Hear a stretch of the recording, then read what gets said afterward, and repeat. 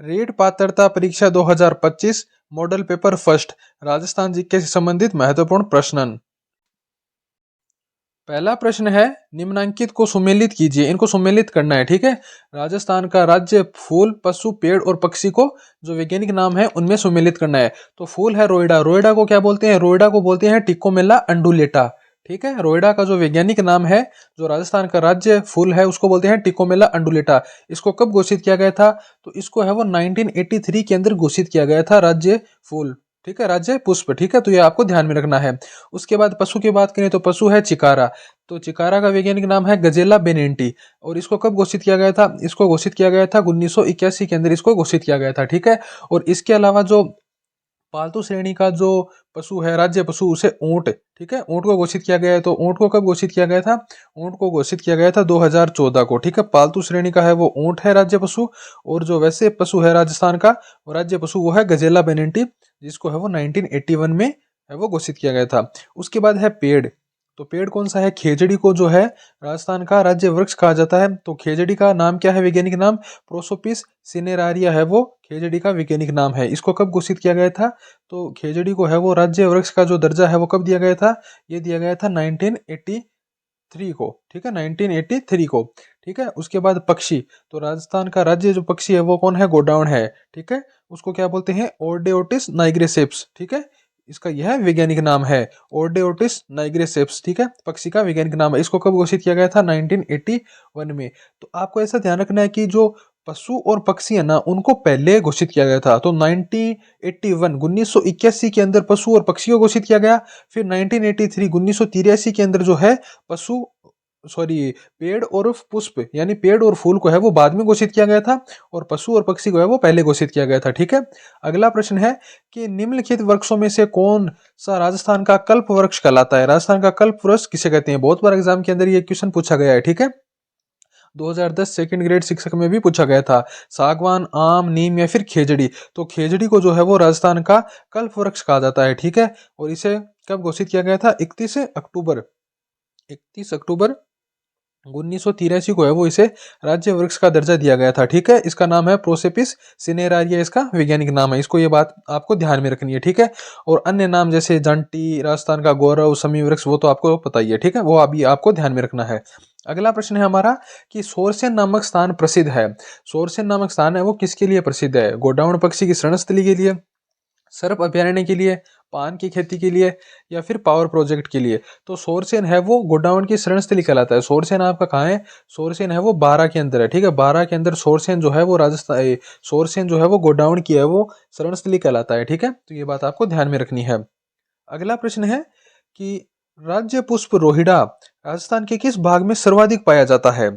ठीक है, पूर्वी राजस्थान, दक्षिणी राजस्थान, पश्चिमी राजस्थान या फिर उत्तरी राजस्थान? तो राज्य पुष्प रोहिड़ा जो है वो आपके पश्चिमी राजस्थान में सर्वाधिक पाया जाता है, ठीक है। तो पश्चिमी राजस्थान इसका राइट आंसर हो जाएगा। पश्चिमी राजस्थान में है वो रोहिड़ा सर्वाधिक पाया जाता है। इसका वैज्ञानिक नाम क्या है? टिकोमेला अंडुलेटा, ठीक है। कब घोषित किया गया था? 1983 के अंदर। टिकामेला अंडुलेटा इसका वैज्ञानिक नाम है, ठीक है। ये आपको ध्यान में रखना है। अगला प्रश्न है कि राजस्थान का राज्य खेल कौन सा है? बास्केटबॉल, कबड्डी, फुटबॉल या फिर खो खो? तो राजस्थान का जो राज्य खेल है वो बास्केटबॉल है, ठीक है। और राजस्थान का जो राज्य खेल है उसको बास्केटबॉल को मान्यता कब मिली थी, यानी इसे राज्य खेल कब घोषित किया गया है? तो 1948 1948 के अंदर है वो इसको बास्केटबॉल को राज्य खेल का दर्जा दिया गया था। ये बात भी आपको ध्यान में रखनी है, ठीक है। अगला प्रश्न है कि ऊंट का वैज्ञानिक नाम क्या है? ऊंट जो राजस्थान का पालतू पशुओं की श्रेणी के में राजस्थान का राज्य पशु है, पालतू पशुओं की श्रेणी में इसे कब घोषित किया गया था? 2014 में घोषित किया गया था। इसका वैज्ञानिक नाम क्या है?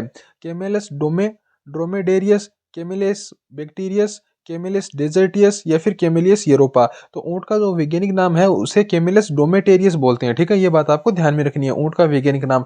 और कैमेलियस बैक्टीरियस है जा, वो किसको बोलते हैं? जो दो कुबड़ वाला ऊंट होता है ना, जो मुख्यतः जम्मू कश्मीर में पाया जाता है, दो कुबड़ वाला ऊंट, उसको बोलते हैं कैमेलियस बैक्टीरियस, ठीक है। और वैसे एक उबड़ वाले ऊंट को कैमेलियस डोमेटेरियस बोलते हैं। ये बात आपको ध्यान में रखनी है। अगला प्रश्न है कि नाथद्वारा का मौलिक नाम क्या था? यानी कि जो नाथद्वारा है उसका प्राचीन नाम क्या था? तो नाथद्वारा तो सबसे पहले बता दूं आपको कहाँ पर है, राजसमंद में है, ठीक है। इसका जो प्राचीन नाम है वो क्या था? बांद्रा, कानौर, सिहाड़ या फिर बेडला। तो नाथद्वारा का जो प्राचीन नाम है वो सिंहाड़ था, ठीक है, ये बात आपको ध्यान में रखनी है। अगला प्रश्न है हमारा कि ऐतिहासिक स्थल जाबालीपुर की आधुनिक पहचान है, यानी कि कौन से शहर का प्राचीन नाम है वो जाबालीपुर था, ठीक है, जालोर, सिरोही, नागौर या फिर जैसलमेर। तो जालोर जो शहर है उसका नाम जो प्राचीन नाम है वो जाबालीपुर था, ठीक है, ये बात आपको ध्यान में रखनी है।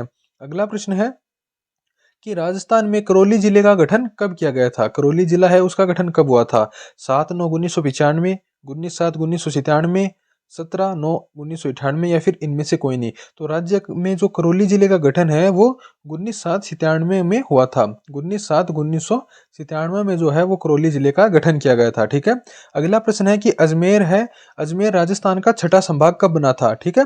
अजमेर है वो राजस्थान का छठा संभाग कब बना था? 1987 के अंदर, 1982 के अंदर, 1977 के अंदर या फिर 1991 के अंदर। तो अजमेर जो है वो राजस्थान का छठा संभाग 1987 में बना था, ठीक है।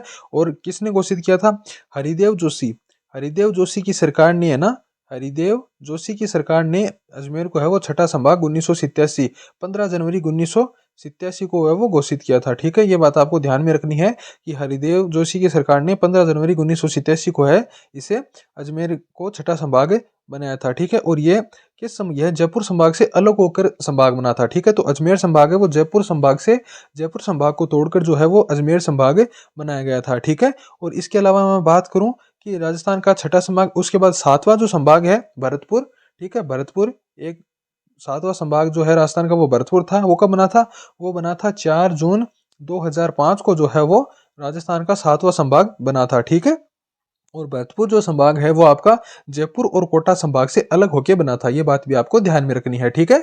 अगला प्रश्न है कि भारत के किस दिशा में राजस्थान स्थित है, यानी कि भारत का जो नक्शा है उसके अंदर जो राजस्थान है वो कौन सी दिशा में स्थित है? उत्तर पूर्व में है, पूर्व में है, दक्षिण पश्चिम में है या फिर उत्तर पश्चिम में है, ठीक है। तो बात करें जैसे कि मान लो कि ये राजस्थान, ये भारत का मैप है, ठीक है, इसके अंदर राजस्थान है वो कहाँ पर स्थित है, ठीक है। तो भारत के अंदर जो राजस्थान है वो इस दिशा में स्थित है, ठीक है, यहाँ पे स्थित है।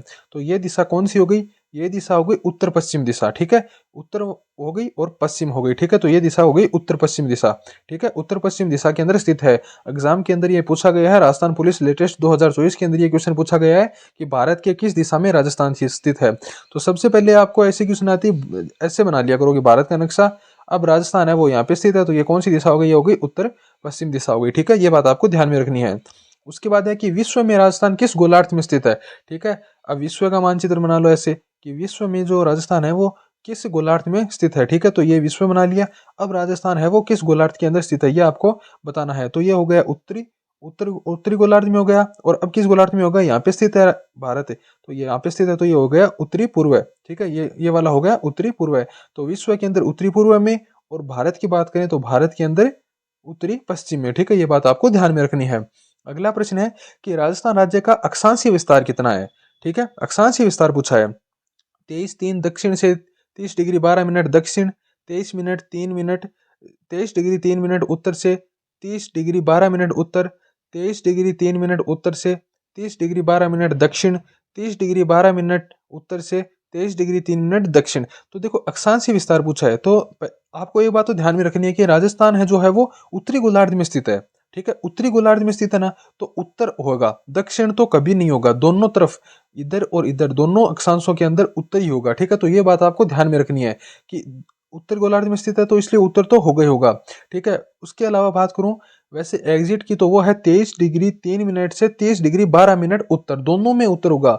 अभी ये देखो यहाँ पे उत्तर दे रखा है और एक तरफ दक्षिण दे रखा है, लेकिन आपको ऐसा नहीं करना है, ठीक है।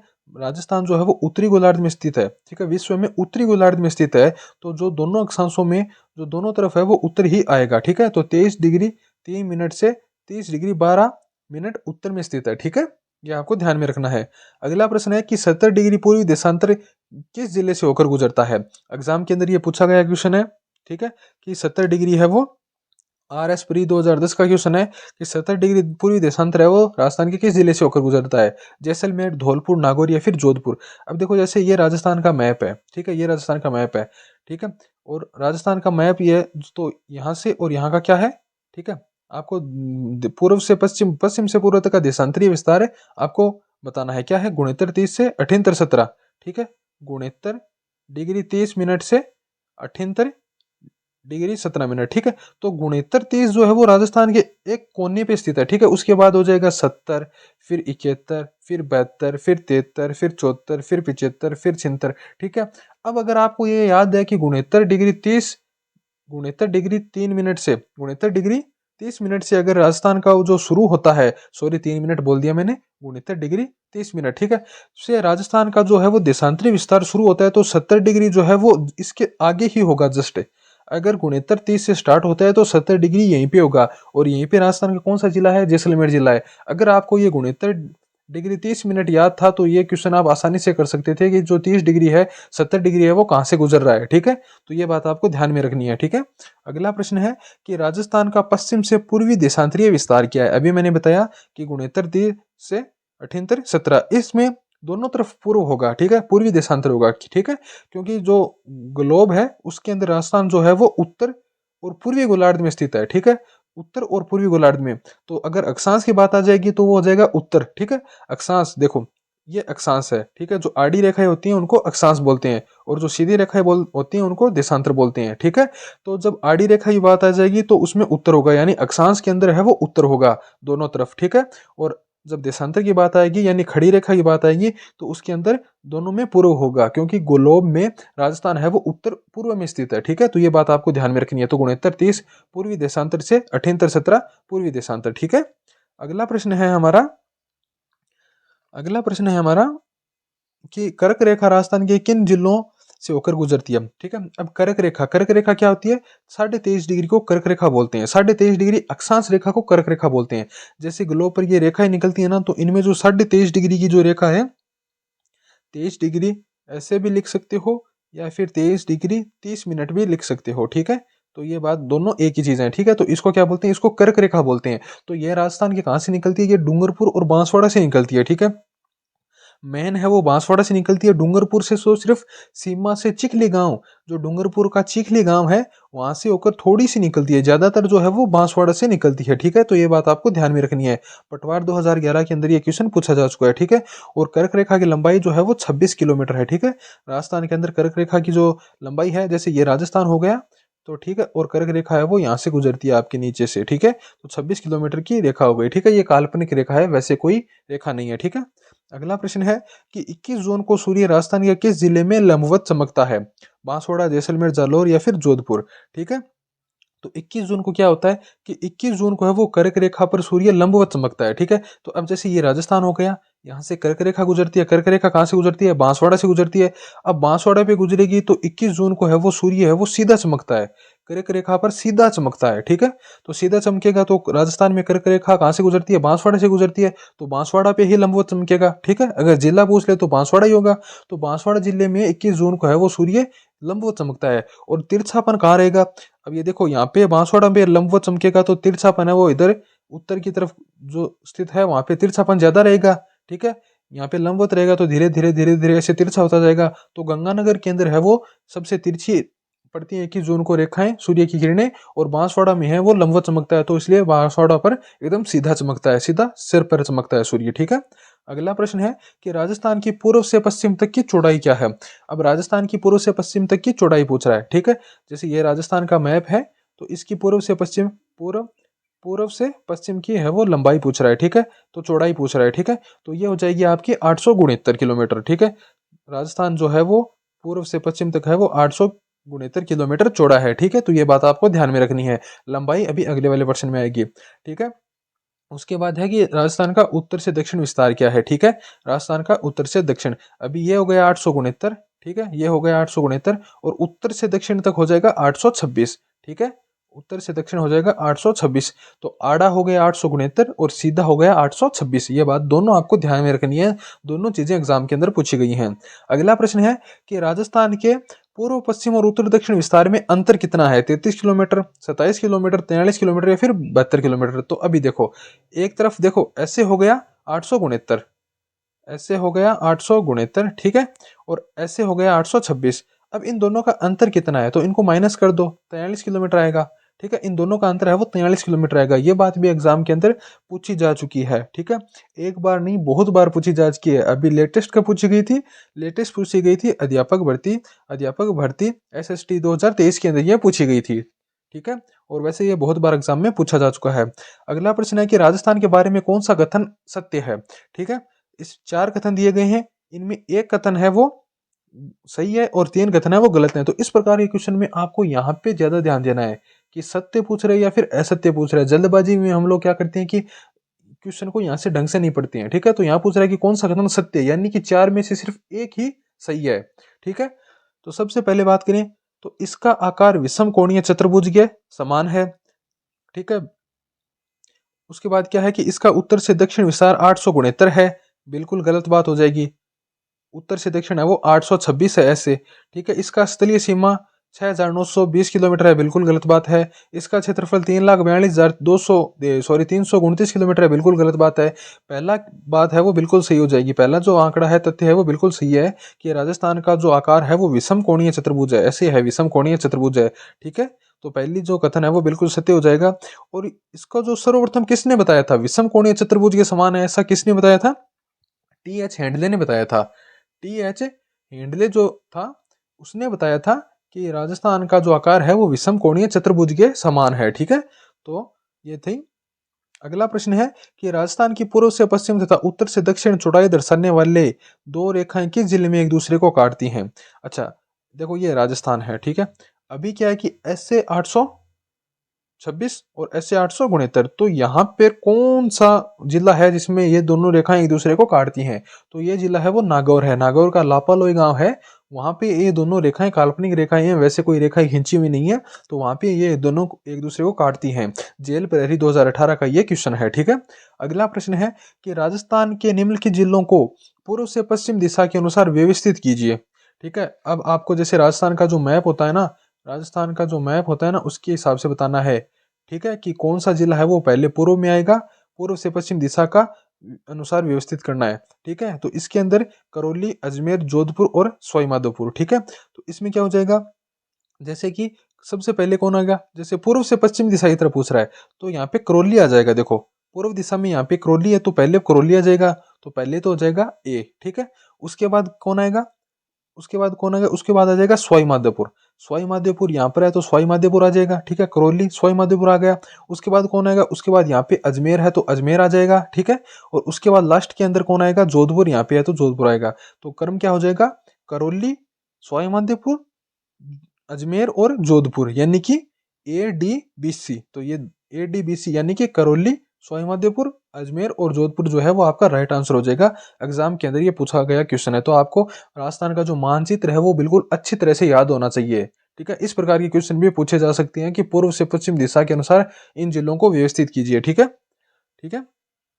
उसके बाद है कि राजस्थान की कुल जो है वो स्थलीय सीमा, राजस्थान की कुल स्थलीय सीमा की लंबाई कितनी है? ठीक है, तो स्थलीय सीमा की यानी कि जो राजस्थान है, जैसे ये राजस्थान का मैप है, तो यहाँ से लेकर इसकी पूरी स्थल की जो सीमा की लंबाई है वो कितनी है? ठीक है, तो राजस्थान की जो स्थलीय सीमा की लंबाई है वो 5,920 किलोमीटर है। 5,920 किलोमीटर है।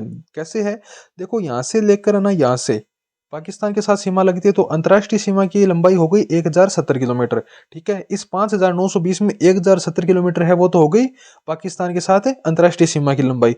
उसके बाद है अंतर्राज्यीय सीमा, यानी कि जो राजस्थान के ही राज्य हैं उनके साथ कितनी सीमा लगाता है, तो उनके साथ लगाता है 4850। तो 4850 और 1070 हो गए 5,920।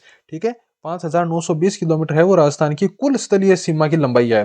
कुल स्थलीय सीमा की लंबाई पूछ रहा है, तो अंतर्राष्ट्रीय और अंतर्राज्य दोनों सीमाओं को मिलाकर है वो कुल स्थलीय सीमा कितनी हो जाएगी, 5,920 किलोमीटर हो जाएगी। ठीक है, ये बात आपको ध्यान में रखनी है। तो ये थी हमारी आज की क्लास, मिलते हैं नेक्स्ट वीडियो में।